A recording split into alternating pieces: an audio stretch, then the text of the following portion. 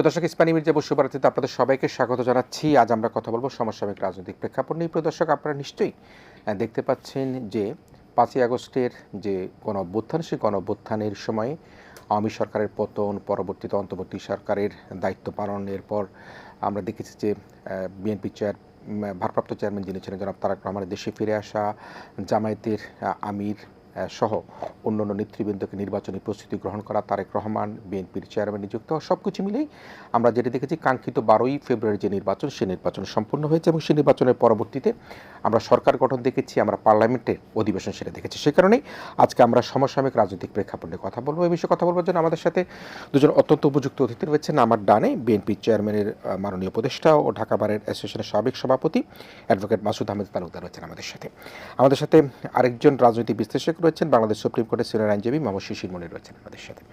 প্রদর্শক, খানিকটা আমরা একটা শুরু করেছিলাম যে 12ই ফেব্রুয়ারি কাঙ্ক্ষিত যে নির্বাচন, সেই নির্বাচন অনুষ্ঠিত হয়ে গেল, সরকার গঠিত হলো। সরকার গঠনের পর প্রথম অধিবেশন ত্রয়োদশ জাতীয় সংসদের, সেটি গত বৃহস্পতিবার শুরু হয়েছে এবং সেই অধিবেশনের মধ্যে দিয়ে আমরা দেখেছি স্পিকার, ডেপুটি স্পিকার নিযুক্ত হয়েছে, রাষ্ট্রপতি যে ভাষণকে ঘিরে একটা হট্টগোল শুরু হয়েছে, বিরোধী দল জামায়াতে ইসলাম সেই হট্টগোলের মধ্যে দিয়ে তারা ওয়াকআউট করেছে। সব মিলিয়ে এই জাতীয় সংসদে যে পদযাত্রা যে শুরু, একে গণতন্ত্রের পদযাত্রা হিসেবে আখ্যায়িত করেছেন মাননীয় প্রধানমন্ত্রী জনাব তারেক রহমান। আমি অ্যাডভোকেট মাসুদ আহমেদ তালুকদার, আপনি পেশায় আইনজীবী, অনেক মামলা মোকদ্দমা লড়াই আপনি করেছেন। আমরা যখন খালেদা জিয়া যখন ট্রায়াল হচ্ছিল, সে সময় আপনাকে দেখেছি সম্মুখ সারিতে দাঁড়িয়ে আপনি উচ্চকিত কণ্ঠে সাবেক প্রধানমন্ত্রী মরহুমা বেগম খালেদা জিয়াকে নির্দোষ প্রমাণ করবার জন্য আপনার আপ্রাণ চেষ্টা ছিল। তিনি নির্দোষ প্রমাণিত হয়েছেন, তিনি বেঁচে নেই।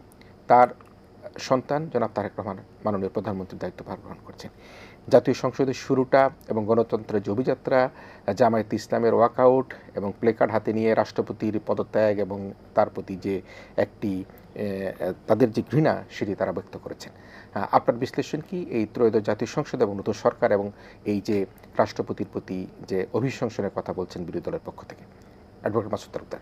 জি, আপনাকে ধন্যবাদ জনাব শিশির মনির এবং আমাদের বক্তব্য আপনারা যারা শুনছেন। দেখুন, সংসদ অধিবেশন যেদিন শুরু হয়, আমি ওখানে উপস্থিত ছিলাম একজন আমন্ত্রিত অতিথি হিসাবে। আমি শুরু থেকে শেষ পর্যন্ত সকল প্রসিডিংটাকে আমি খেয়াল করেছি ওখানে উপস্থিত থেকে। যে জিনিসটা আমি লক্ষ্য করেছি, এত স্মুথলি, এত চমৎকারভাবে, এত সৌহার্দ্যপূর্ণ অবস্থার মধ্যে সংসদ অধিবেশন শুরু হয়েছিল, কিন্তু দেশের মহামান্য রাষ্ট্রপতি যখন বক্তব্য দিতে আসলেন, তার আগের যে পরিস্থিতিটা হলো, সেটা আমার কাছে শুরুর যে সৌহার্দ্য আমি দেখেছি বা যেটা আমাদের কাঙ্ক্ষিত বা প্রত্যাশিত, সেটা থেকে বোধহয় কিছুটা ছেদ পড়ে গেছে। মনে হচ্ছিল সেই অতীতের সেই অশুভ সময়গুলো, সংসদ এবং গুলিস্তানের মধ্যে কোনো ফারাক আমরা দেখিনি। সেদিনেও মনে হলো যে এইরকম একটা ইঙ্গিত বোধহয় আপনাদেরকে দিয়ে যাচ্ছে আমাদের সংসদে যারা বিরোধী দল। আপনি দেখেন কত দুঃখজনক, আমরা অনেক সময় দেখি ব্যারিস্টার শিশির মনিরও খুব চমৎকারভাবে এগুলোকে অনেক সময় বিশ্লেষণ করে, ভালো লাগে, আমি শুনি। তাদের দলের আরও অনেকে আছে, এমন অনেক সব কথা বলে, আমার কাছে মনে হচ্ছে কি ইচ্ছাকৃতভাবে কিছু বিভ্রান্তিকর কথাবার্তা তারা বলে যাচ্ছে। এই কথাগুলো যদি সত্যিকার অর্থে নিরপেক্ষভাবে তারাও চিন্তা করে, তাহলে দেখবেন এটাকে বিশ্লেষণ করলে এমনটা হবে যেটা কোনো আসলে গ্রহণযোগ্য, তাদের নিজেদের কাছেও গ্রহণযোগ্য বক্তব্য না, কিন্তু এরকম দিনের পর দিন দিয়ে যাচ্ছে এবং আমার কাছে মনে হচ্ছে বিভ্রান্তি ছড়াচ্ছে। এখন বিষয়টা কি দেখেন, যখন মহামান্য রাষ্ট্রপতি বক্তব্য রাখতে আসলেন, তখন বিরোধী দল সংসদে যেভাবে প্রদর্শন করছে তাদের এবং যে উচ্চস্বরে কথা বলেছে, সেই বক্তব্যগুলো থেকে প্রমাণ করে যে 5ই আগস্ট আমরা আমি মিলিতভাবে বলছি কথাটা এই কারণে যে এই আন্দোলনটাই ছিল ছাত্র জনতার মিলিত আন্দোলন এবং এই জনতা মানি হলো দেশের রাজনীতিবিদ, অর্থাৎ স্বৈরাচারের সঙ্গে যে সকল রাজনৈতিক দল ছিল তারা ছাড়া আর সকলে। সুতরাং একটা সকল রাজনৈতিক দল ওই স্বৈরাচার বিরোধী এবং ছাত্ররা মিলেই। কিন্তু দুঃখ লাগে কোনখানে জানেন, আমরা যখন লক্ষ্য করি তখন আপনি দেখবেন নির্বাচনের আগে জামাত বারবার বলেছে, যারা সংসদে আজকে বিরোধী দল, এখন নির্বাচনের দরকার নেই, আগে রেফারেন্ডাম। কিন্তু বিএনপি বলেছে এবং একটা পর্যায়ে বিএনপি কিন্তু তার অবস্থান পরিবর্তন করে বিএনপি বলেছে যে ঠিক আছে, রেফারেন্ডাম এবং নির্বাচন একই দিনে হয়েছে। এখন ব্যাপারটা কোথায়? আপনারা সংসদে গেলেন, ওত পড়লেন সংসদের সংবিধান অনুসারে, ওত পড়ার পরেই আপনারা বলছেন আপনারা সংবিধান মানেন না। আপনারা কি বলছেন? ঐক্যমত্য কমিশনের স্বাক্ষর, যেটা ঐক্যমত্য কমিশনের, যেখানে রাজনৈতিক দল ঐক্যমত পোষণ করে, বিএনপি দ্বিমত পোষণ করার পরও সেই সকল বিষয়গুলোর যখন নোটিফাইড হলো, বিএনপি সেগুলোকে মেনে স্বাক্ষর করে আসলেন। তাহলে বিষয়টা কি দাঁড়াইলো? দাঁড়াইলো এই যে ঐক্যমত্য কমিশন যে সিদ্ধান্ত উপস্থাপন করেছেন রাজনৈতিক দলের সঙ্গে আলোচনা করেন এবং যাতে রাজনৈতিক দলের একটা কনসেনসাসে পৌঁছেছিল। কিভাবে? আপনি দেখেন তো, সেটার জন্য একটা পিও পন্থ হয়েছে। আমরা কিন্তু একটা জিনিস ভুল করি, PO and the ordinance is not the same thing. PO is an presidential order, and ordinance সেখানে আইন সংসদের অনুপস্থিত থাকাকালীন সময়। একটুখানি আমরা একটু সামান্য আপনার সাহায্য চাই। আমরা রাষ্ট্রপতির অভিশংস নিয়ে কথা আমি সেখানেই আসতেছি, ওই জায়গাটা আমি ওইখানেই আসতেছি। এটা কেন বলছি? তাইলে আপনি দেখেন, আপনি খুব খোলামেলা কথা বলি, 57 রাষ্ট্রপতি সংসদ ভেঙে দিয়েছেন, 123 একটা ইলেকশন হলো, বিকজ যেহেতু since there is no parliament there might be election হলো। আপনি 148-এ সংবিধানের ওত পড়লেন। তাহলে দেখেন আপনি, আমাদের আচার আচরণে যদি দ্বিচারিতা এসে যায়, তাহলে মানুষের কাছে আমাদের বক্তব্য, মানুষ কিন্তু খুব, আমরা যদি মনে করি কথা বলার সময় যে আমরাই কেবলমাত্র জ্ঞানী লোক আর আমাদের কথা যারা শুনছেন তারা অপেক্ষাকৃত বুদ্ধিজ্ঞান সম্পন্ন লোক না আমাদের মতো, তাহলে মনে হচ্ছে আমরা নিজেরাই আসলে অনেক বড় রকম ভুলের মধ্যে আছি। তাহলে হলো কি, যেই 72-এ রাষ্ট্রপতি সংসদ অধিবেশন ডাকলেন, আর্টিকেল 73-তে বলা আছে তিনি বক্তব্য রাখবেন। তাহলে বিষয়টা হলো কি, যেই সরকার আজকে, আপনি যদি বলতে চান যে মহামান্য রাষ্ট্রপতিকে আপনি মানতে চান না, তাহলে বিষয়টা কি দাঁড়ায়? তাহলে তো আপনার এই যে ইলেকশন যেটা হলো, আপনার এখন যে ইলেকশনটা হলো, তো ইলেকশনটা কিভাবে মানলেন? আপনি এই ইলেকশনটা মানলেন কিভাবে? আপনি ইউনূস সরকার, আপনারা দেখছি আমি কেউ এটাও বলেন যে 26 সনে তো ইলেকশন না, 29 সনে ইলেকশন হওয়ার কথা ছিল, তাহলে শেখ হাসিনা এখনো প্রধানমন্ত্রী, এরকম কথাও অনেকে বলে বেড়ায়। তাহলে আমার বক্তব্যটা হলো যে যদি তাই হবে, তাহলে সেই ইলেকশনে আপনারা অংশগ্রহণ করলেন কেন? আপনারা তো সেই ইলেকশনেই অংশগ্রহণ করলেন। আর ইলেকশনে অংশগ্রহণ কখন হলো? এখন আপনি আরেকটা জিনিস দেখবেন, আমি অনেকের মুখে শুনছি, আমি কথাগুলো এই কারণে বলছি যে মহামান্য রাষ্ট্রপতি সংসদ ভেঙে দিলেন, নির্বাচন হলো বা একটা অস্ত্রপাতিকের সরকার আসলো, তারপর তারা সাবসিকুয়েন্টলি নির্বাচন দিলেন। বলা হচ্ছে উনি একটি পত্রিকার সাথে ইন্টারভিউ দিয়ে উনি দ্বিচারিতা করেছে, এবং সেদিন দেখবেন আপনি সংসদ বর্জনের যে 3টা কারণ দেখেছে, তার মধ্যে একটা কারণ যে উনি ওত ভঙ্গ করেছে। আমি সেদিনও বলেছিলাম টকশোতে, একের অধিক টেলিভিশনে, যে আপনি দেখেন মহামান্য রাষ্ট্রপতির কাছে যখন মানব জমিনের ওই সাংবাদিক আলাপচারিতা, যেটাকে প্রকাশ করা অন্যায় করেছে সে, তারপরও যেটা হোক তার এই বক্তব্য স্থাপনের পর সেখানে আমরা যেটা পেয়েছি, ওনাকে জিজ্ঞেস করা হয়েছিল যে আপনার কাছে কি সেই স্বৈরাচার প্রধানমন্ত্রীর পদত্যাগপত্র আছে? বলছে আমার অফিসে নাই। তাহলে একটা জিনিস, প্রেসিডেন্টের অফিস তো আর এখানে প্রিজার্ভ করার জন্য এটা নয়। ইনফরমেশনটা কি আপনি দেখবেন, প্রেসিডেন্টের কাছে এক্সপ্রেস করা অর প্রেসিডেন্ট নিশ্চিত হওয়া যে well there is no prime minister of the country at the moment. উনি কি করলেন, একটা সরকারের বা একটা সংসদে যে শক্তি ছিল তারা সবাই পলাতক, তারা দীর্ঘ সময়ের জন্য অর্থাৎ একটা অকার্যকর সংসদ, এবং সেই কারণে তিনি কি করলেন, প্রাইম মিনিস্টারের পদত্যাগ উনি গ্রহণ করলেন, এবং করার পরে তিনি সংসদ ভেঙে দিলেন। তাহলে বিষয়টা কি দাঁড়ায়? এখন বিষয়টা হলো কোনখানটায়, আপনি যখন, আমি এইভাবে আসি, আপনি দেখেন যখন শেখ হাসিনা পদত্যাগ গ্রহণ করা হলো, যখন সংসদ ভেঙে দেওয়া হলো, জাতি একটা ক্রাইসিসের মধ্যে পড়ে গেল, যেটাও জাতি অতীতে অনেকবার পড়েছে। সেই সময় কি করলেন, খুব স্বাভাবিক নিয়মে সেনাবাহিনীর ইন্টারফেয়ার করার কথা ছিল এইখানে, যে দেশের রাষ্ট্রভার, রাষ্ট্র পরিচালনার ভার সেনাবাহিনী দায়িত্ব নেওয়ার কথা আর কি। কিন্তু সেনাবাহিনী কি মজার একটা কাজ করলেন, সেনাবাহিনী বললেন যে না, এই দেশটা যেহেতু জনগণের, আর রাজনীতিবিদরা যেহেতু জনগণের প্রতিনিধিত্ব করে, তাহলে আমরা তাদেরকেই ডাকি, আসুন আপনারাই আপনাদের দেশ কিভাবে চালাবেন সেটা ঠিক করেন। এবং 1 মিনিট, আমি সেইখানে কিন্তু জামাতও থাকলো, খুব গুরুত্বপূর্ণ ভূমিকা পালন করলেন।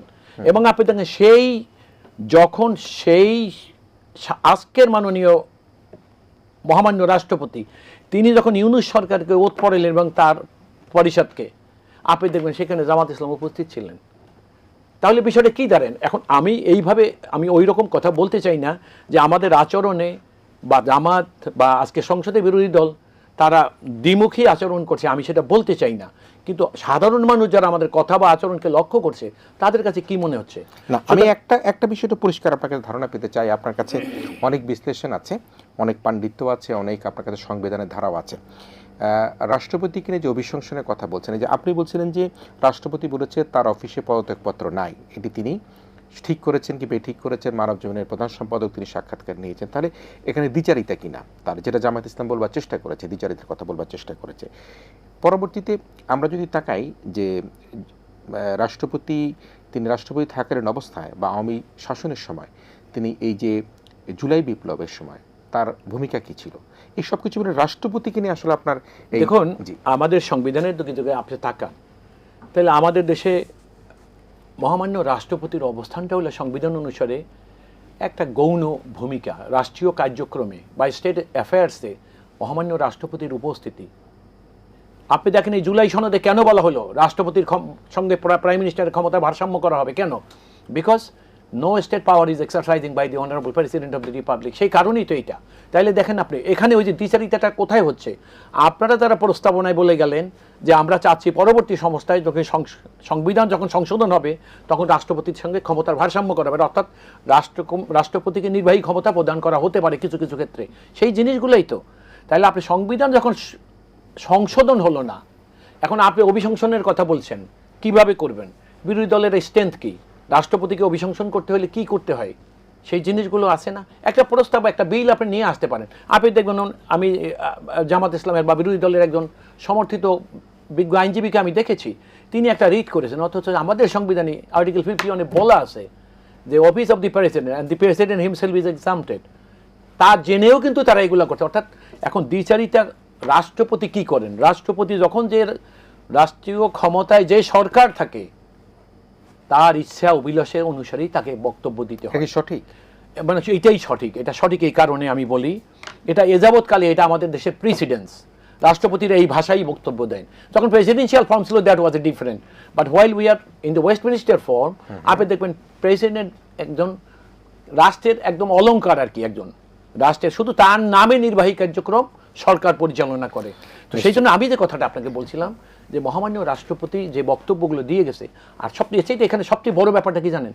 এই সত্যগুলো মানুষের তো গুড সেন্স প্রিভেইল করে যদি শেষে এবং তারও আজকে মহামান্য রাষ্ট্রপতি যে কথাগুলো বলে গেছেন, হয়তো এই কথাগুলো তার বহু আগেও একবার অনেক সময় বলার ইচ্ছা ছিল, কিন্তু তখনকার প্রেক্ষিত আপনি দেখেছেন একটা দেশের প্রধান বিচারপতি সরকারের বিরুদ্ধে একটা রায় দেওয়ার জন্য তাকে মস্তানরা যেরকম মেরে পিটিয়ে দেশ থেকে তাড়িয়ে দিয়েছিল, মহামান্য রাষ্ট্রপতি যদি কোনো কারণে ওই সরকারের মানে মনোভাবে লাগে, ইগোতে লাগতে পারে এরকম কোনো বক্তব্য দিতেন, তাহলে আপনারা পরের দিনই দেখতেন রাষ্ট্রপতির অফিস খালি।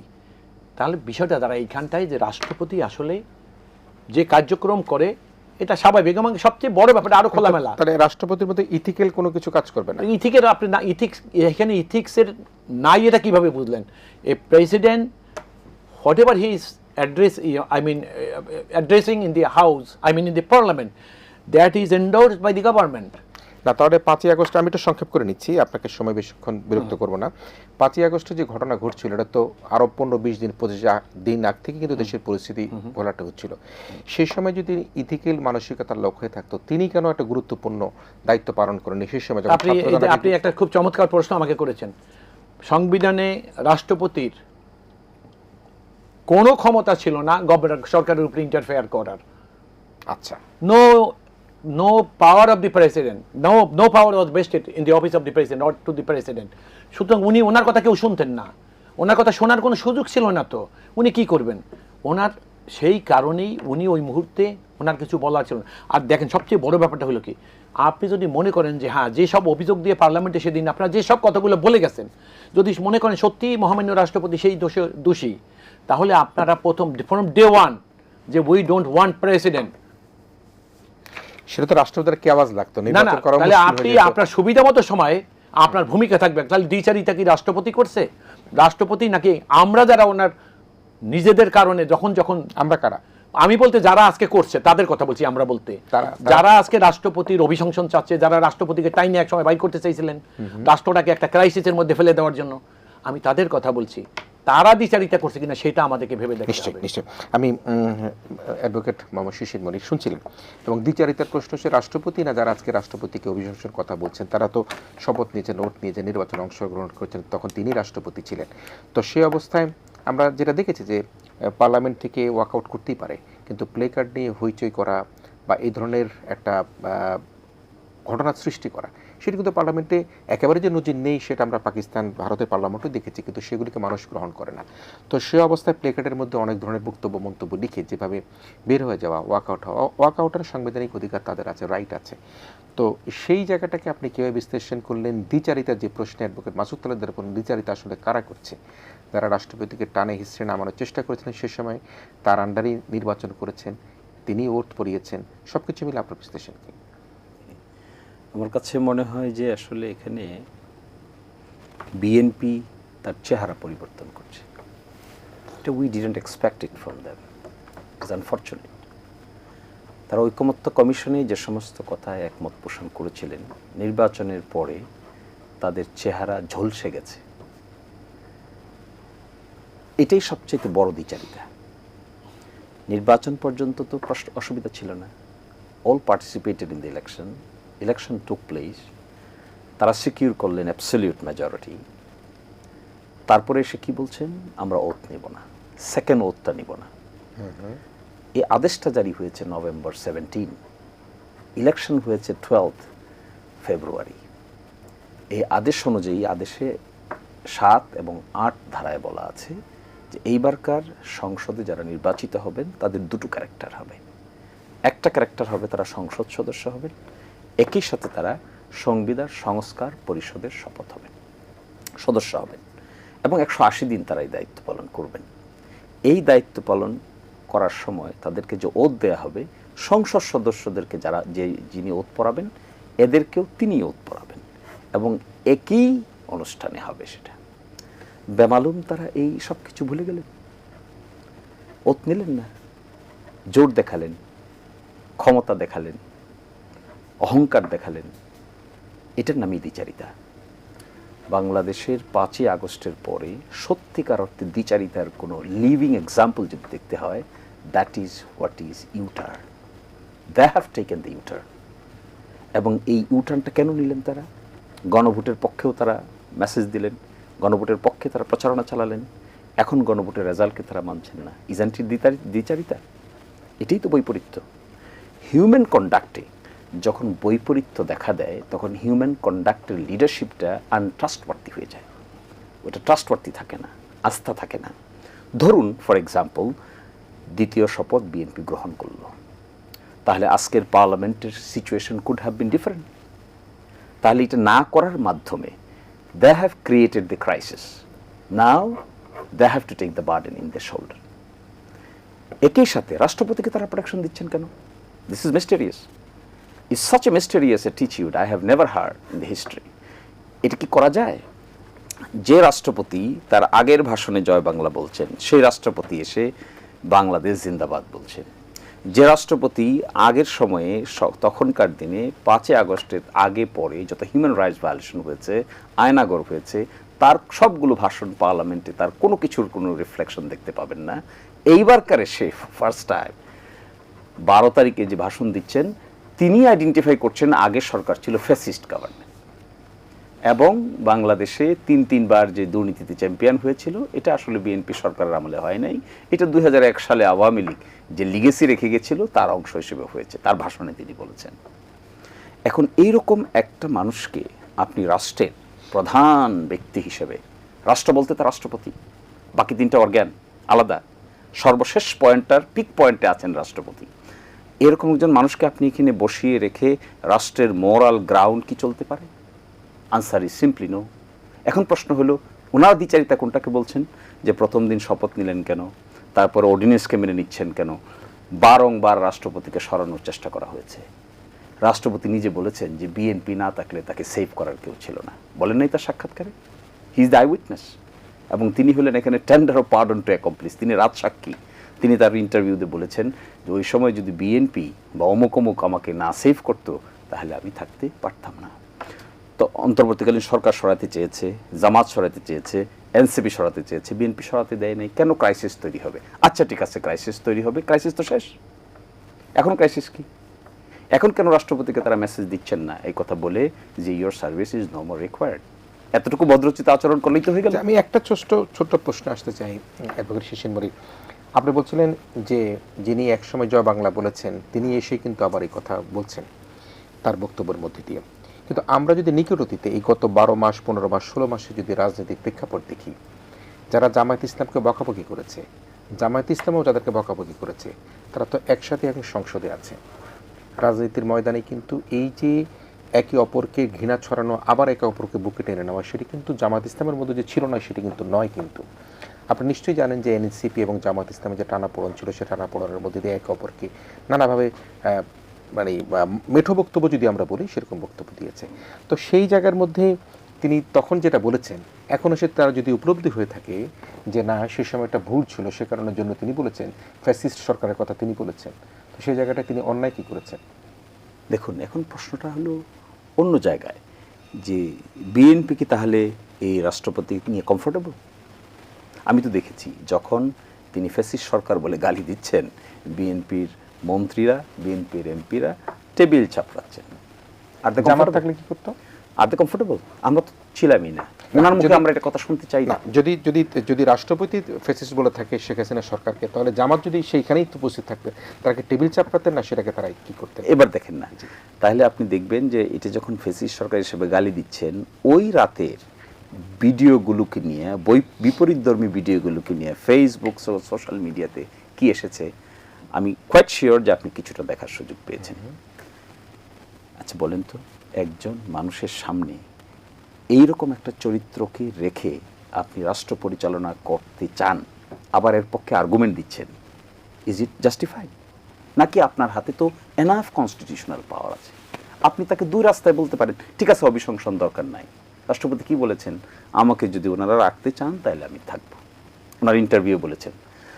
তাহলে ওনাকে কি করা উচিত? ওনাকে এটা বলা উচিত যে যেহেতু আনকমফোর্টেবল একটা সিচুয়েশন তৈরি হয়েছে, যেহেতু একটা অভ্যুত্থান হয়েছে, যেহেতু এই সিচুয়েশন এটা হয়েছে, we are giving you all respect according to law, better you resign, এবং আমরা নতুন করে আইন অনুযায়ী একজন রাষ্ট্রপতিকে সিলেক্ট করে নিচ্ছি without any prejudice.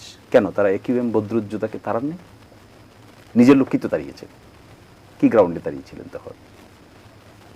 AQM বদরুজ্জোদা Chowdhury কি মরাল মিসকন্ডাক্ট করেছিলেন?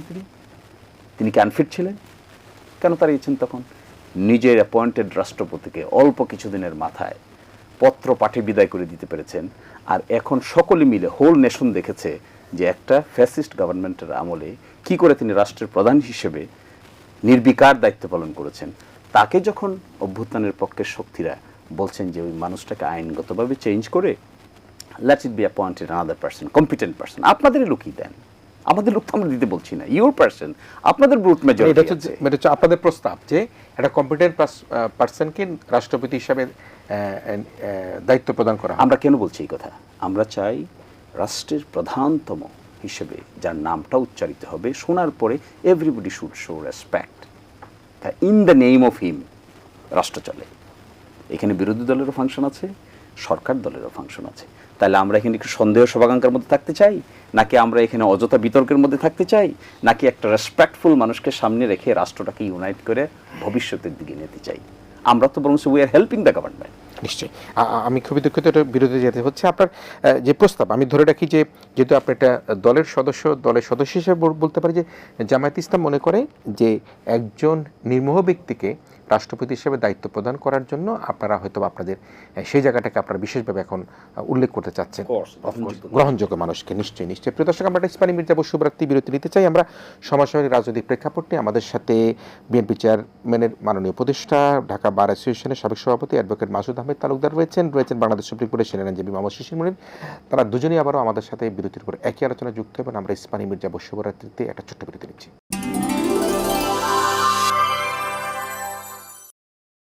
স্পেনে যাব শুভরাত্রিতে আমরা আবারও ফিরে এসেছি। কথা বলছিলাম সমসাময়িক রাজনৈতিক প্রেক্ষাপট নিয়ে। অতিথি হিসেবে রয়েছেন বিএনপির চেয়ারম্যান উপদেষ্টা, ঢাকা বার অ্যাসোসিয়েশনের সাবেক সভাপতি অ্যাডভোকেট মাসুদ আহমেদ তালুকদার, রয়েছেন বাংলাদেশ সুপ্রিম কোর্টের সিনিয়র আইনজীবী রাজনৈতিক বিশ্লেষক মোহাম্মদ শিশির মনির রয়েছেন আমাদের সাথে। আমি অ্যাডভোকেট শিশির মনির সাথে কথা বলছিলাম। অ্যাডভোকেট মাসুদ আহমেদ তালুকদার, নিশ্চয়ই আপনার কাছে ব্যাখ্যা আছে, আপনার বিশ্লেষণ আছে অ্যাডভোকেট শিশির মনির বক্তব্য নিয়ে, কিন্তু একটা জায়গায় আপনাকে একটু উল্লেখ করে আমি আপনার আলোচনায় যেতে চাই। সেটা হচ্ছে জামাত নেতা হামিদুর রহমান আজাদ আজকে বলেছেন সংবিধান সংস্কার পরিষদের অধিবেশন না ডাকলে আগামীকালই সরকারের শেষ অধিবেশন হবে বলে তিনি হুঁশিয়ার করেছেন। মানে জাস্ট এটা হুঁশিয়ার করেছেন। 28শে মার্চ শীর্ষ নেতৃবৃন্দের বৈঠকে সিদ্ধান্ত অনুযায়ী চূড়ান্ত করা হবে আন্দোলনের রূপরেখা। তো এই প্রসঙ্গে 28শে মার্চে কথা বলার পরে ওই ঈদের আগে পরের প্রসঙ্গ তিনি বলেছেন। তবে যে কথাটা হচ্ছে, তিনি বলছেন যে জুলাই সনদ বাস্তবায়নে 11 দলীয় ঐক্যের আন্দোলনের ঘোষণা দিয়েছেন এবং সেটা চলবে, এবং এই সরকারের যে যদি সংবিধান সংস্কার অধিবেশন না ডাকে তাহলে একটা হুঁশিয়ার দিয়েছেন তিনি। আপনি আপনার বক্তব্য দেখুন, আমাদের একজন প্রবীণ রাজনীতিবিদ ছিলেন জনাব Shah Muazzem Hossain. As he was a lawyer, আমার সঙ্গে ব্যক্তিগতভাবে, আমি প্রবীণ আইনজীবী, উনি অনেক সিনিয়র আইনজীবী, আমাদের একটা সম্পর্ক ছিল। আমি কিন্তু স্যারকে জিজ্ঞাসা করছি, স্যার রাজনৈতিক ময়দানে অনেক সময় বক্তৃতা দেয়, এইটা করা হোক, এইটা করা হোক, এইটা করা যাবে না, এর অর্থ কি স্যার? বলছে এর অর্থ হলে করলে করুক, না করলে না করুক। অর্থাৎ উনি আজাদ সাহেব 28 তারিখ, এরপর দেখবেন 28 তারিখ উনি আবার অন্য সুরে কথা বলবে। 28 তারিখ যখন উনি যেটা করবেন বললেন আজকে মানুষের কাছে, যেটা আপনারও আলোচনার বিষয়বস্তু বানিয়ে ফেললেন আপনি, উনি 28 তারিখে দেখবেন এইটাই উল্টে বলবে। অর্থাৎ ব্যাপারটা হইলো ওই যে করলে করুক, হইলে হোক, না হইলে না হোক, বিষয়টা ওইখানে না। আমি জানাব শিশির মনির কিছু পার্লামেন্টের হইচই, এটা সত্যিকার অর্থে আমাকে খুব ব্যথিত করেছে। এবং আমি ব্যথিত হয়েছি এই কারণে যে পার্লামেন্টে স্বৈরাচার আওয়ামী লীগ যখন পার্লামেন্টে থাকতো বা বিরোধী দল ছিল, আমার মনে আছে তারা পার্লামেন্টে এইগুলো করতো। কিন্তু আপনি বিশ্বাস করুন, ইসলামী চিন্তায় এবং জাতীয়তাবাদী আদর্শে বিশ্বাসী যারা সংসদে অতীতে ছিলেন তাদের কিন্তু এটা মানায় নাই। বিএনপি কিন্তু 116 জনকে নিয়ে বিরোধী দল ছিলেন পার্লামেন্টে, আপনার মনে আছে। কিন্তু বিএনপি এইরকম অশোভন আচরণ কিন্তু তখনও করেনি। তাহলে বিষয়টা কি হলো? এখন জনাব শিশির মনির একটা কথা বলছে, বিএনপি চেহারা বদলাইছে। বিএনপি চেহারা বদলায় না, বিএনপি সবসময় একই চেহারা নিয়ে আসে। বিএনপি যদি চেহারা বদলাইতো তাহলে আজকে জামাত সংসদে যেটা করেছে, রাজপথে বিএনপি সেটা করতে। বিএনপি কিন্তু ফ্রম ডে ওয়ান, স্বৈরাচারের পতনের প্রথম দিন থেকে বিএনপি চিন্তা করেছে দেশটার মধ্যে যেন কোনো রকম উচ্ছৃঙ্খলতা না আসে। এখন মজার ব্যাপারটা হলে দেখেন আপনি একটা জিনিস যেটা জনাব শিশির মনির বলেছেন, যে যদি 2টা ওত বিএনপি পড়তো, আমি খুব খোলামেলা আপনাদেরকে বলি, আপনার কথাটা একটু মন দিয়ে শুনুন। আমরা ঐক্যমত্য কমিশনের সিদ্ধান্তে ঐক্যমত পোষণ করেছি, বিএনপি দ্বিমত পোষণ করার পরেও। কারণটা কি? যে there should be election very soon. অর্থাৎ আমরা যদি if we go for reform there might be a parliament, তাহলে নির্বাচনে, আমরা সংসদ নির্বাচনে যখন গেলাম তখন আমরা কিন্তু একটা সংসদ নির্বাচনে সংসদ সদস্য হিসেবেই আমাদের পরিচয়, আমাদের কিন্তু দ্বিতীয় কোনো পরিচয় নাই। আমরা কিন্তু এখানে সম্মত হয়ে গেলাম যে আমরা সংস্কার করব। তাহলে সংস্কার আপনি পার্লামেন্ট ছাড়া করতে পারবেন? তাহলে বিএনপি কিন্তু তার অবস্থান থেকে পরিবর্তন করেন, অবস্থান থেকে সরে নেই। এগুলো এক। দ্বিতীয় কথা হলো, আপনি নির্বাচিত হলেন সংসদ সদস্য হিসাবে, এইবার আপনি দেখেন আপনি ওত পড়লেন, প্রথম ওত যেটা পড়লো বিরোধী দল সংসদে, কি অনুসারে পড়লেন? আপনার আমাদের সংবিধান অনুসারে। দ্বিতীয়টা যেটা পড়লেন সেইটা হলো আপনার জুলাই সনদের প্রস্তাবনা অনুসারে। জুলাই সনদ কি এখন পর্যন্ত আইনের মর্যাদা লাভ করেছে? তাহলে আপনি কিভাবে পড়লেন?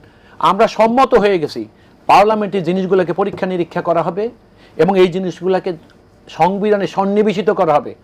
জুলাই সনদে কি কোনো একবারও কোথাও বলা আছে যে আমাদের আর দেশে কোনো সংবিধান নাই, আমরা নতুন করে সংবিধান লিখবো, এরকম কথা বলা আছে কোথাও?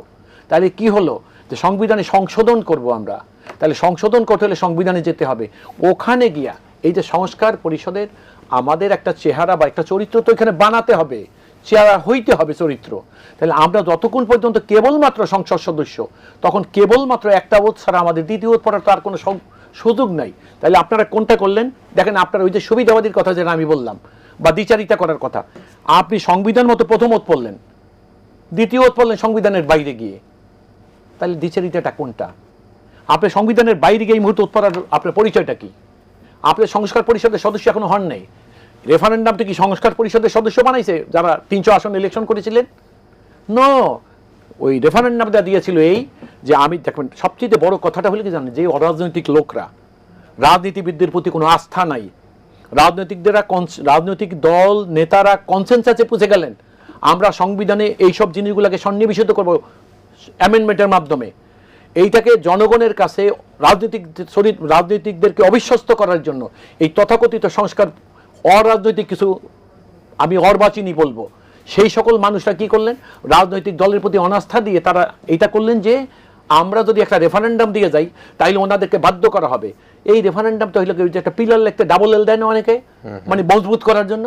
এই রেফারেন্ডাম ছিল পার্লামেন্ট নির্বাচনটাকে ডাবল এল দিয়ে মজবুত করার মতো একটা প্রহসন মাত্র। তাইলে বিষয়টা হইলে এখন বিএনপি তো রাজনীতি করে, পলিটিশিয়ানরা কার, আমি যারা বললাম যে এই যে অরাজনৈতিক তথাকথিত সুশীল, এরা কি মনে করে? আপনি দেখেন না, একটা লোক ইদানিংকালে বক্তৃতা দিয়ে বেড়াচ্ছে, যিনি বলছে আমি সংবিধান সংস্কার কমিটির চেয়ারম্যান ছিলাম, এটাও তিনি বলছেন। সে বলতেছে যে এটা না হইলে সরকারই থাকে না, সরকার না থাকে শেখ হাসিনা প্রাইম মিনিস্টার থাকে। কত অর্বাচীনের মতো কথা আপনি দেখেন। অথচ এই মানুষটারই বোঝা উচিত, কারণ কিন্তু আইন সম্পর্কে তার বেসিক কোনো ধারণাই নেই। সে করলেন কি, ওই সেই যে যা ইচ্ছা তাই করে উনি বেড়াচ্ছেন, সেই রকম ইচ্ছাতে এইরকম বক্তব্য দিচ্ছেন। তো এই জিনিসগুলো এটা পরিষ্কার হওয়া যায় কিনা, মানে যার কার কথা বলছেন, যিনি এরকম কথা বলছেন? এইটা হলো যে একজন আছে, আমি নামটা বলতে চাইলাম, তারপর যেহেতু আপনি বলছেন জনক বদিউজ্জামান, এই বদিউজ্জামান সাহেব শোনে, আমি আরেকজন বদিউজ্জামানকে পেয়েছিলাম, বদিউল আলম মজুমদার। আমি আরেকজন বদিউল আলমকে পেয়েছিলাম 111-এর সময়। আমি তার কথাটা দিয়ে বদিউল আলম সম্পর্কে কিছু বলি। ওই বদিউল আলম যিনি তখন এনবিআর এর চেয়ারম্যান ছিলেন 111-এর সময়, আপনার মনে আছে কিনা জানি, উনি টক শোতে খুব আসে, খুব ভদ্রলোক, মানে আপনার এলাকার মানুষ। তো বদিউল আলম সাহেব বলছিলেন যে দেখেন আমি এমন একটা লোক, ইংরেজি এবং বাংলা দুইটাই আমি এক। আমাকে বলতেছিলেন, আমি যেমন বলছে যে দেখেন যদি আমার নাম বদিউল আলম লেখেন তাহলে বাংলায় লেখলে আমি প্রথম লিখবেন বদ, তার মানে আমি বাংলায় লেখলে বদ। আপনি যদি ইংরেজিতে লেখেন তাইলে বিএডি, ব্যাড। তাইলে আমি বুঝছেন তো আমি কি জিনিস। ওই বদিউল আলম সাহেব রসিকতা করে বলছিলেন। আমার কাছে মনে হচ্ছে এনারা এই সুশীল সমাজ যখনই দেশে কোনো সুবিধা পায় তখনই মনে করবেন দেশটাকে নিয়ে তারা খুব তামাশা করে, এবং তাদের একটা প্রহসন থাকে যে তারা মানুষকে বুঝাতে চায়, সাধারণ মানুষকে ব্ল্যাকমেইল করতে চায় যে আমরা দেশের রাজনীতিবিদ অপেক্ষা অনেক জ্ঞানী এবং শিক্ষিত মানুষ, দেশটার জন্য ওনাদের চাইতে আমরা ভালো। অর্থাৎ এদের রাজনীতিবিদদের প্রতি কোনো আস্থা নাই, এবং সেই কারণে কিন্তু এই রেফারেন্ডামটা, নাইলে এই রেফারেন্ডামের কোনো প্রয়োজন ছিল না। এবং আমি দেখেন কত মানে দুঃখ কোনখানে, আজ পর্যন্ত বিএনপি আজকের মাননীয় প্রধানমন্ত্রী তিনি কোনো এক জায়গায় বলেছে যে আমরা জুলাই সনদের যে সম্মতি দিয়ে আসছি সেই জিনিসগুলোকে আমরা সংবিধানে সন্নিবেশিত করব না, কোনো একটা জায়গায় বলছে। এখন উনি অতিকথন করছেন অন্য রাজনৈতিক নেতার মতো, উনি পরিমিতি বোধ আছে ওনার কথার মধ্যে, উনি ধৈর্য সহ্য নিয়ে সামনের দিকে অগ্রসর হচ্ছেন, আগামীতে কাজ করে দেখাতে চান মানুষকে উনি কি করবেন। তো সেই জন্য তো আমি যে কথাটা বলছি, আমি আরেকটা কথা না বলে পারছি না। দেখেন রাষ্ট্রকে নিয়ে প্রহসন আসলে বিএনপি চাচ্ছে না, এবং এটা আমি ওই যে কথাটা আমার বন্ধু বলেছেন যে বিএনপির চেহারা বদলায় নাই, বিএনপির পরিবর্তিত চেহারাগুলোকে এক জায়গায় আপনি দেখেন। আমার দুঃখ লাগে যে জামাত ইসলাম যে 11 দল, তারা বলছে যে আমরা 11 দল যদি সংবিধান সংস্কারের বিষয়ে কোনো প্রস্তাব না আনে তাহলে, যেমন আজাদ সাহেব বলছে যে 28 তারিখের পর এই যে হবে শেষ অধিবেশন। আবার ওনারা বলছে যে 11 দল যারা ওনারা মিলে ইলেকশন করছে তারাই এই বিষয়গুলো করবে।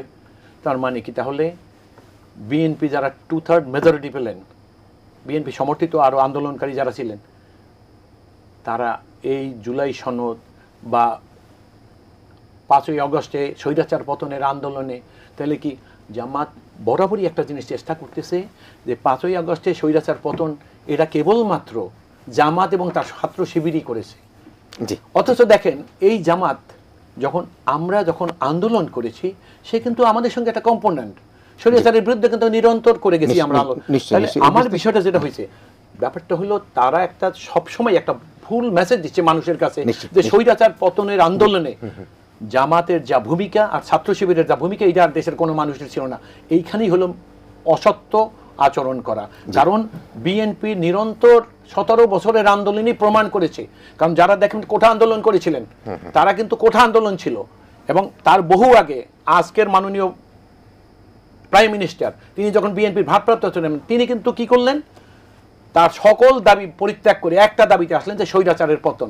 এবং কোঠা আন্দোলনকারীরাও কি করলেন, তারা কিন্তু স্বৈরাচারের পতনের এই এক দফা দাবিকে মেনে নিলেন। এরপর যদি আপনারা কেউ আজকে বক্তৃতা দিতে পার্লামেন্টে বা অন্য কোনো গুলিস্তানে গিয়ে বলেন যে আমরা ছাড়া আর কেউই ছিলাম না, তাহলে এগুলা প্রহসন করা, এগুলা মানুষের কাছে ব্যাড সিগন্যাল যাচ্ছে। অথবা আস্থার যে জায়গাটা থাকে একটা বিরোধী দলের প্রতি, সেই জিনিসটাও কোশ্চেনেবল হয়ে যায়। নিশ্চয়ই নিশ্চয়ই নিশ্চয়ই আমি একটা বিরতি নিতে চাই, আমি আসলে সময় দিয়ে বিরতি চলে যাচ্ছি। প্রিয় দর্শক, আমরা অনেকগুলি শব্দ এখানে শুনেছি মাসুদ তালুকদার, অ্যাডভোকেট মাসুদ তালুকদারের কাছ থেকে। অর্বাচীন, অসভ্য আচরণ কারা করেছেন, চেহারা কারা পাল্টিয়েছেন, এই প্রসঙ্গে তুলে রাখলাম অ্যাডভোকেট শিশির মনিরের জন্য। প্রিয় দর্শক, আমরা ইস্পানী মির্জা বসুবরাত্রি তারা শেষ বিরতি দিচ্ছি। বিরতির পর আমাদের সাথে অ্যাডভোকেট মাসুদ তালুকদার এবং অ্যাডভোকেট শিশির মনির তারা দুজনেই থাকবেন। আমরা একটা শেষ বিরতির পরে আবার আলোচনায় ফিরে আসলাম। আমি আবারও জানিয়ে রাখি, অর্বাচীন, অসভ্য, চেহারা কে পাল্টিয়েছে, কারা বলছেন যে এই জুলাই অভ্যুত্থান একমাত্র তাদের নিজস্ব ছাত্র শিবির এবং তারা করেছেন, এই আলোচনাগুলো আমরা ফিরবো অ্যাডভোকেট শিশির মনিরের সাথে। একটা শেষ বিরতি নিচ্ছি আমরা ইস্পানী মির্জা বসুবরাত্রিতে।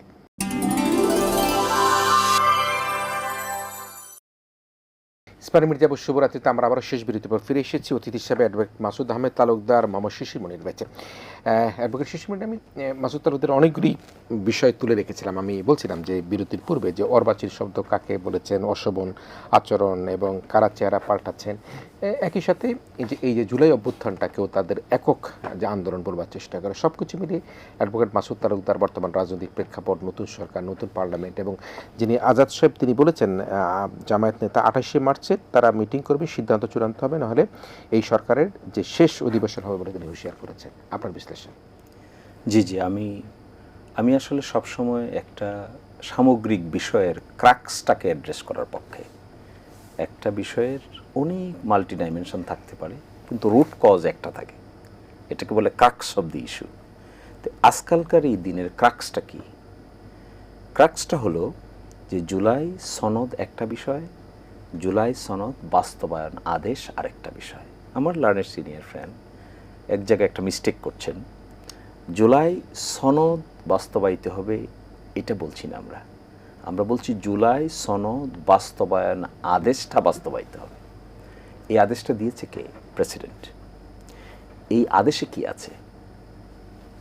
এটা কি এখনকার সরকার ভায়োলেট করতে পারে? দিস ইজ দি মোট question. Can a government, lawfully constituted parliament, violate an existing provision of law? That is what is the crux of the issue. Violate করছেন তো, কিসের জুড়ে করছেন? মেজরিটির জুড়ে ভায়োলেট করছেন। ওই আইনে কি লেখা আছে? ওই আইনে লেখা আছে আজকে যারা নির্বাচিত হয়েছেন তারা দুটো পরিষদের মেম্বার হবেন। এটা ভায়োলেট করছেন। ওই আইনে বলা আছে দুটো শপথ হবে। এটা ভায়োলেট করছেন। দুটো শপথের জন্য ইনভিটেশন পেয়েছেন, একটা নিয়েছেন, আরেকটা নেন নাই, ভায়োলেট করছেন। শুধু ভায়োলেটই করেন নাই, ষড়যন্ত্রও করেছেন। সেটা কি? যেই দেখেছেন যে ভায়োলেট করছেন আইনকে তো প্রশ্নবিদ্ধ না করলে আমাদের মেজরিটি তো প্রশ্নবিদ্ধ হয়ে যাচ্ছে, তখন কোর্টে গিয়ে একটা ফরমায়েশি রিট পিটিশন দায়ের করেছেন। দায়ের করে একটা রুল নিয়েছেন, কেন জুলাই সনদ বাস্তবায়ন আদেশকে অসাংবিধানিক ঘোষণা করা হবে না। এটা সরকারের ফরমায়েশি writ petition. I am the witness, I witness কীভাবে সরকার ডিজাইন করে। কেন বলছেন এটা? তখন বলবেন এই আইন যদিও আইন, কিন্তু আদালতে বিচারাধীন আছে, সেজন্য আমরা এটা ফলো করতে প্রস্তুত নই। এই কথাটা বলার জন্য একটা কাঁচা ষড়যন্ত্রের অংশ হয়েছে, খুবই কাঁচা ষড়যন্ত্রের অংশ, যেটা এভরিবডি নোজ। এরকম ষড়যন্ত্র করলে তো ষড়যন্ত্র পাকাপোক্ত হয় না। এই জায়গাটার এই ক্রাইসিসটা বিএনপি তৈরি করেছে। কখন তৈরি করেছে? অ্যাবসলিউট মেজরিটি পাওয়ার পরে এই নতুন বুদ্ধির আবির্ভাব করেছে। অ্যাবসলিউট মেজরিটি পাওয়ার আগে এই আদেশটা কিছু বলে নাই। এই আদেশ হয়েছে 17ই অক্টোবর, নির্বাচন হয়েছে 12ই ফেব্রুয়ারি। তাহলে 17ই অক্টোবর থেকে 12ই ফেব্রুয়ারির ভিতরে গণভোট অধ্যাদেশকে চ্যালেঞ্জ করে আদালতে যেতে না করেছে কে? তাদের গেল না কেন? মামলা করলো না কেন? কারণ তখন তো অ্যাবসলিউট মেজরিটি যেহেতু নাই, ষড়যন্ত্রটা পাকাপোক্ত হওয়া যাবে না, চুপ ছিল। গণভোটে হা বলতেছে, গণভোটের রেজাল্টে প্রায় 5 কোটি লোক গণভোটের পক্ষে রায় দিয়েছে, প্রায় 5 কোটি লোক। বিএনপি জনগণের দল বলে তারা ক্লেম করেন। তাহলে 5 কোটি লোকের কথা শোনা উচিত না? নাকি 5 কোটি লোকের কথা কি ইগনোর করা উচিত? যদি 5 কোটি লোকের কথা ইগনোর করেন, তাহলে বিএনপি তো জনগণের দল। জনগণের ভিতর থেকে যদিও জন্ম হয় নাই, সেই ইতিহাস আমরা জানি, তারপরেও জনগণ তাদের ম্যাক্সিমাম জনগণ তাদের পক্ষে, largest political party, this is their claim. If it is so, why not they are complying with the judgment of the 5 crore people of the nation? কেন এটাকে অ্যাভয়েড করছেন এখন? এই আইনটা এখনো লাইভ আছে, আজকে পর্যন্ত আইনটা লাইভ আছে। আইন তো মানছেন না। আগামীকালকে এক্সপায়ার করতেছে 30 days। আইনে ছিল পঞ্জিকা দিবস 30 দিনের মধ্যে শপথ নেবেন। তো কালকে যে এক্সপায়ার করছে, সলিউশন দেন না একটা।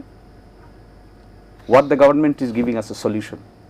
আইন তো ভায়োলেট হয়ে গেছে, 30 দিন পার হয়ে যাচ্ছে আগামীকালকে। Tomorrow is parliament is going to sit for further extended session. তাহলে সেখানে এই প্রশ্নটা উঠে স্পিকারের নেতৃত্বে leader of the house and opposition একটা সলিউশন দিতে হবে না এখানে? নাকি আইনটাকে ভায়োলেট করলে চলে যাবো আর জামাত ইসলামীকে দুষবো, এনসিপিকে দুষবো, নানান কথা বলবো, রাজনৈতিক বক্তৃতা দিব? This is what is the dichotomy. এই ডিকটমির মধ্যে বিএনপি ঢুকেছে অথবা কেউ ঢুকিয়েছে তাদেরকে। আমি মাঝে মাঝে খুব অবাক হই, 5 কোটি লোকের রায়কে অমান্য করে কি জিনিস তাদেরকে বাধ্য করছে ভিন্ন কোনো রুট নেওয়ার জন্য। এটা কি, is there any other remote agenda, remote control or anything not being perceived by general people? আমি একটা প্রশ্ন একটু করতে চাই। আপনি যেটা বলছেন যে অ্যাবসলিউট মেজরিটি পাওয়ার পর তারা হয়তো বা এই ধরনের পরিকল্পনা গ্রহণ করতে যাচ্ছে, তাহলে অ্যাবসলিউট মেজরিটি পাওয়াটা কি তাদের কোনো অপরাধ? নো, জনগণ তাদেরকে ম্যান্ডেট দিয়েছে না? ইয়েস। কি জন্য মেনে দিয়েছে? ম্যান্ডেট যে জনগণ দিয়েছে, আপনি 5 কোটি ভোটারের কথা বলছেন, 5 কোটি ভোটার গণভোটে তাদের পক্ষে তাদের যুক্তি দেখিয়েছে, হাবর দিয়েছে, তাহলে এই দেশের জনগণ তো তাদেরকে অ্যাবসলিউট মেজরিটি দিয়েছে। Yes, yes. তাহলে দেখেন, তাহলে দুটো, সেটা তাদের তো অন্যায় হয়নি। নো নো নো, আমি তো তার অন্যায় বলছি না। অ্যাবসলিউট মেজরিটি, মানুষ তাদেরকে ভোট দিয়ে নির্বাচিত করে সরকার গঠন করবার দায়িত্ব দিয়েছে এবং Yes. তারা অ্যাবসলিউট মেজরিটি পেয়েছে। এক্স্যাক্টলি। সে মানুষগুলি ভুল করেছে কোনো? নো নো, দেখেন তাহলে প্রশ্নটা কি? Absolute majority, there is a wise saying, absolute majority corrupts absolutely. Here is the glaring example. 5 কোটি লোক গণভোটে রায় দিয়েছে, এটা তো জনগণই দিয়েছে, স্পেসিফিক কিছু প্রশ্নের উত্তর দিয়েছে। আবার বিএনপি একটা ম্যানিফেস্টো দিয়েছে, তার এগেনস্টে সিট ভিত্তিক ভোট দিয়েছে। সেই ভোটের ম্যান্ডেট কি? সরকার গঠন করবে। গণভোটের ম্যান্ডেট কি? সংস্কার হবে। কে করবে? সংস্কার, সংবিধান সংস্কার পরিষদ গঠিত হবে। যে ব্যক্তি এখানকার মেম্বার হবে, এই ব্যক্তি এখানেরও মেম্বার হবে। Clearly order. এটা কোনো জুলাই সনদ না, কোনো রাজনৈতিক কনসেনসাস না, কনসেনসাস বাস্তবায়ন আদেশ। এই আদেশটাকে ভায়োলেট করে বিএনপি এই ক্রাইসিসের জন্ম দিয়েছে। এখন যদি আমরা এটাকে অর্বাচীন বলি, অশুভন বলি, বলতে পারি, but that would not be justified. জি, আমি শুধু একটা ছোট্ট প্রশ্ন করে আপনার কাছে চলে যাব, আমাদের হাতে একেবারেই সময় নেই। আপনি ধীরে সল্লায় থেকে নির্বাচন করেছেন এবং নির্বাচনের পরে একটা আপনি বাংলাদেশের রাজনীতিতে একটা নতুন উদাহরণ সৃষ্টি করেছেন।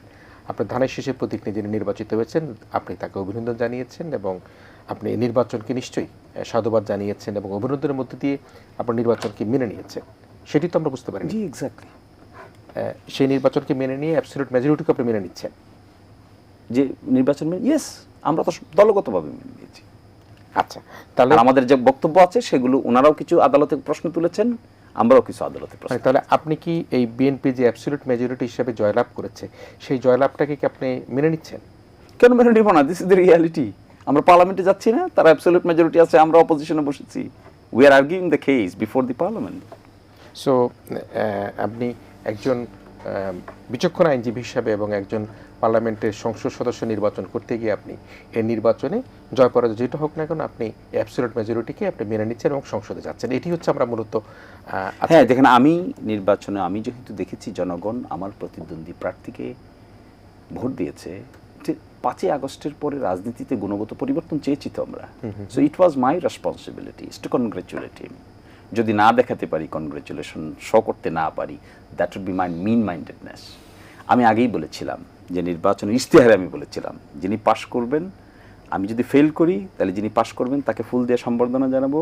আমি এক্সপেক্ট করবো আমি যদি পাশ করি তিনিও আমাকে এসে ফুল দিয়ে সম্বর্ধনা জানাবেন। শুধু তাই না, আমার শেষ নির্বাচনী জনসমাবেশে আমার প্রতিদ্বন্দ্বী প্রার্থীকে আমি ইনভাইট করেছিলাম যে আপনার বক্তব্য আমাদের জনসমাবেশে এসে পেশ করে যান, just to create a new dimension in the politics. 5th আগস্টের শিক্ষা কি?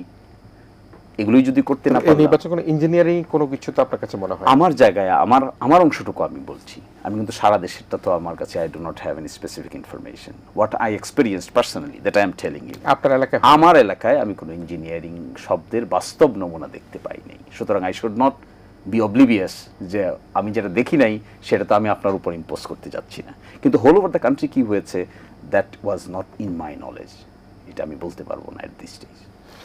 নিশ্চয়ই, আমরা ধন্যবাদ জানাই আপনাকে আপনার এই জেস্টারের জন্য। আপনি বলছেন যে আপনার অভিনন্দন জানিয়েছেন আপনি যথেষ্ট ভক্তি জানিয়েছেন, শ্রদ্ধা জানিয়েছেন আপনার যে বিজয়ী প্রার্থী, আপনি জয়লাভ করতে পারেননি, কিন্তু তার চেয়ে বড় কথা আপনি মনে করছেন একটা ভালো নির্বাচনের মধ্যে দিয়ে আপনার এলাকার কথা আপনি বলছেন Yes, exactly. যে যে সেখানে জয় পরাজয়। আমি অ্যাডভোকেট মাসুদ তালুকদার, অনেকগুলি প্রশ্ন কিন্তু সময় একেবারেই কম, আমার কোনো প্রশ্ন নেই, উত্তর যদি আমি দিতে একটা চান। পর একটা দিয়ে 5 মিনিটের মধ্যে শেষ করে জি, দিব। জি। Okay, thank you so much. Doctor B Chowdhury, তাকে আমরা বাদ দিইনি, তিনি পদত্যাগ করেছিলেন, and there was a big history behind. ওইটা বলতে গেলে আমরা সব সময় আমি খেয়ে ফেলবো। এরপর দেখেন আপনি, জামাত যখন নির্বাচনের আগে এবং রাজনীতি করছেন, 11 দলীয় জোট করার আগে বলছে যদি আমরা ক্ষমতায় যাই তাইলে মসজিদ থেকে কওমি মাদ্রাসা সবাইকে বের করে দেব। নির্বাচনী ময়দানে গিয়ে তিনি বলেছেন, জামাতের আমিরে জামাত, যে এখন বাংলাদেশে ইসলামের সবচেয়ে সঠিক মানুষ হলো কওমি মাদ্রাসার যারা, অর্থাৎ হেফাজতের লোকরা। তাহলে দেখেন আপনি, এই কথাগুলো আমি আপনাকে কেন বলছি চুম্বক চুম্বক, আমি আবার বলছি, প্রিয় যদি আইন হতো তাহলে জুলাই সনদ বলেন কেন? ইনি তো জুলাই সনদ বলছে, উনি তো বলছেন না জুলাই আইন, তাই না? আইন হলে না বিএনপি ভঙ্গ করতেন, উনি নিজেও তো এটাকে আইন বলছেন না। অর্থাৎ আসলে PO is not a law, it is not the laws of the land. আমরা অহেতুক অথবা আমাদের কোনো সীমাবদ্ধতার কারণে বোধহয় আমরা এই জিনিসটাকে এভাবে বলে বেড়াচ্ছি। একটা আমার বন্ধু দেখেন আপনি, একজন, উনি বললেন, ওনাকে ধন্যবাদ। উনার হয় কি, আমরা ওই যে ভাত রান্না করে না, একটা ভাতে টিপ দিলে কিন্তু বোঝা যায় যে বাকিটার অবস্থা কি।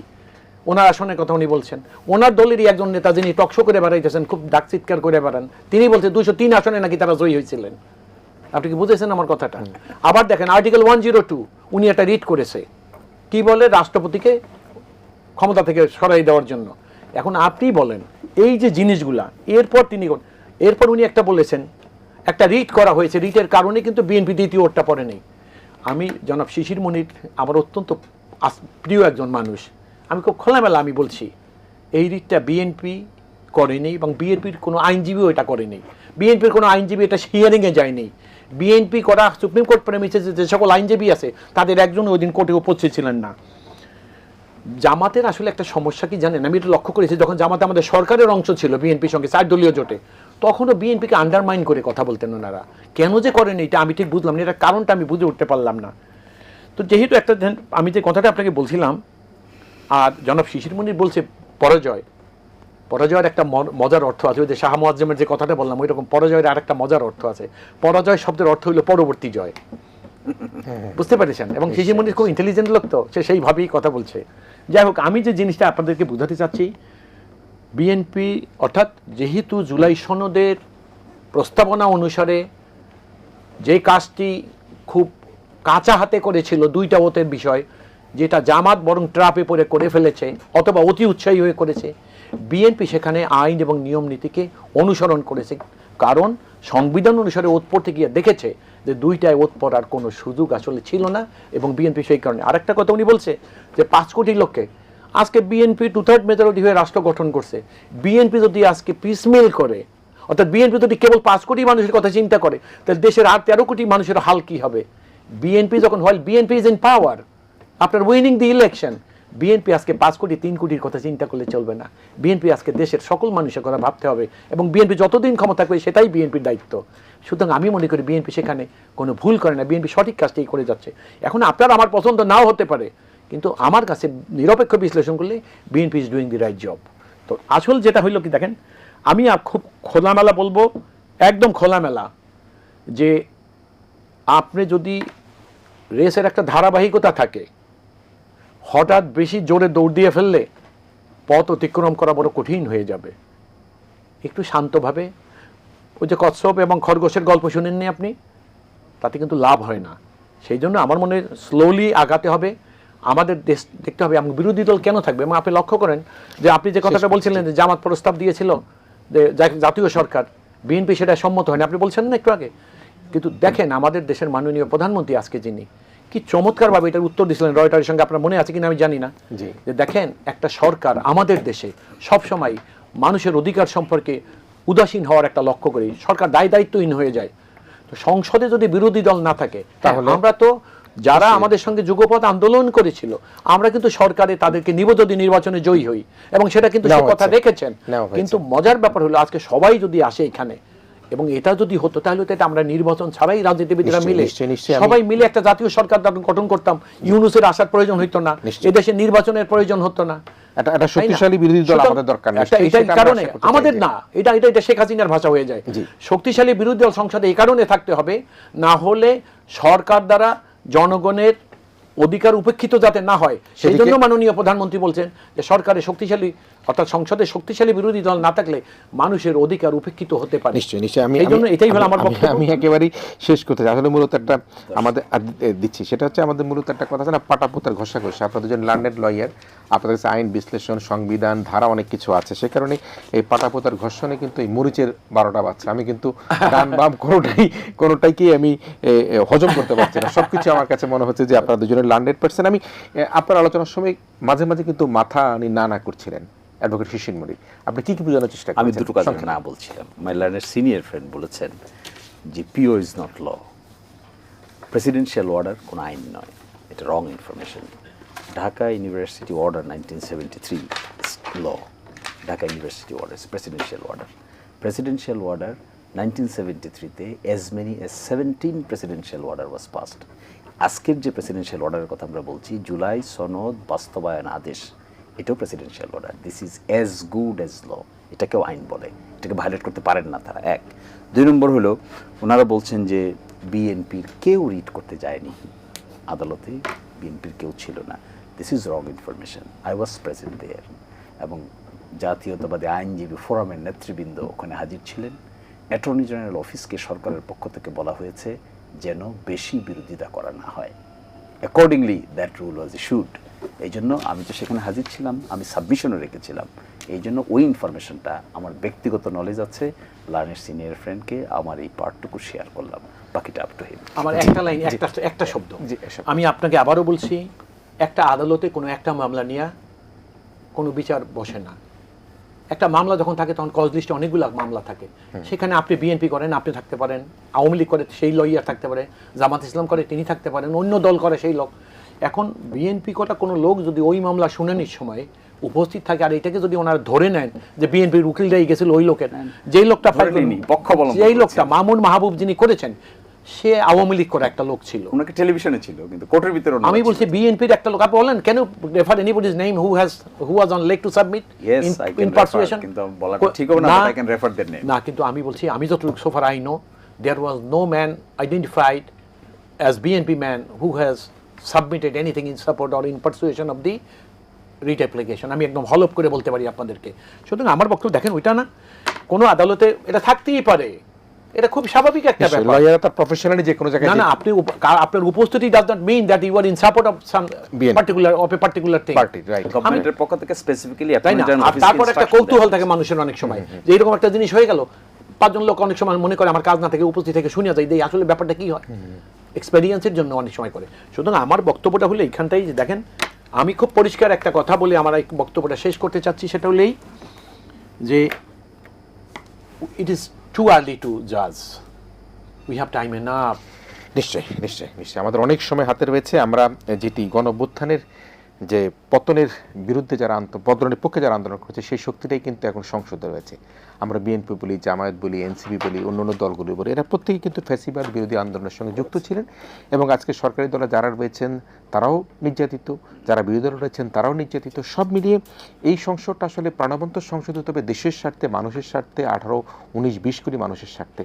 আমরা মিথ্যার বা যে পুতুল নাচে যে সংসদ আমরা শুনেছি, যে কথা শুনেছি বিগত সময়, সেটি যাতে না হয় সে প্রত্যাশা আমরা করছি। এবং কনস্ট্রাকটিভ আলোচনা জামায়াত ইসলাম করবেন, সরকারও সে আলোচনাকে প্রাধান্য দিয়ে জাতীয় সংসদকে প্রাণবন্ত করে তুলবেন এবং আমাদের যে গণতন্ত্রের যে অভিযাত্রা শুরু হয়েছে সেই যাত্রার পথযাত্রী হয়ে 18 কোটি মানুষ অপেক্ষায় থাকবে। দেশের শান্তি, দেশে যাতে মানুষের মধ্যে একটা স্বস্তি থাকে, সে আশাবাদ ব্যক্ত করে আমাদের আজকের ইসমানী মির্জা শুভরাত্রি এখানে শেষ করছি।